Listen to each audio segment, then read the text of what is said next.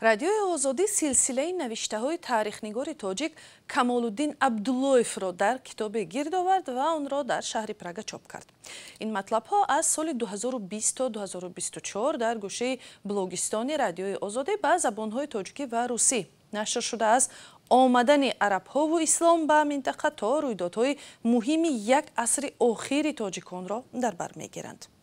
همکاری ما کیومرث عطا با ما در استودیو است و محتوای کتاب را از او میپرسیم. کیومرث بفرمایید. سلام به شما و بیننده های عزیز. پیش از همه نام کتاب این قصه های پنهان تاریخی تاجیکان است و همین حالا در تورنما یا وبسایت رادیوی آزادی برای همه دسترس است. 100 سال به بخارا، استالین بنیادگذار تاجیکستان، افسانه یا واقعیت، کشتن انور پاشا، یورش فوزیل مخزوم و از بازمچی ها تا طالبان از موضوعهای اساسی کتاب هستند.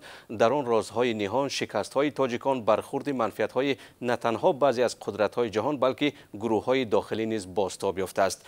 در پیشسخن کتاب نوشته های کمال‌الدین عبدالله‌ف یک نگاه نو، نگاه خالی از همه گونه پیش‌داوری یا بهاگذاری ایدئولوژی تصویر شده است. یعنی نویسنده در نگاشته های خود نمیگوید که چی چیز برایش پسند است یا که ناپسند، بلکه میگوید که چی حادثه شد، چرا شد و آنچه که شد کار را به کجا کشید.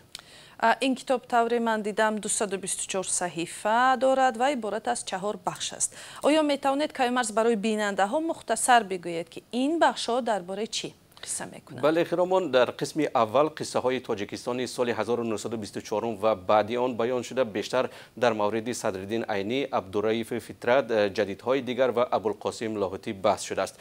کمال‌الدین عبدالله‌ف دوره شوروی تاریخ تاجیکستان را یک روند پرجوش و خروش دیگرگونی ها، زد و خوردها، سازش ها و ضدیت ها نامیده است. بخش دوم باشد با مقاله درباره بخارا سر شده با مناسبت لنین و استالین با تاجیکان ادامه میکند. مؤلف میگوید که استالین بیش از 70 سال باز از بین رفته و در تاجیکستان دیگر یگان شهر و کالخاز، کوچه یا حتی خیابان به نام او نمانده است، ولی خاطره او هنوز زنده است. بنابراین او سوال گذاشته است که آیا میتوان با ظالم و قربانی او در یک وقت افتخار کرد؟ چرا گذشته شوروی که احتمال استالین در آن مقام مرکزی را اشغال میکند تاجیکان را ترک نمیکند؟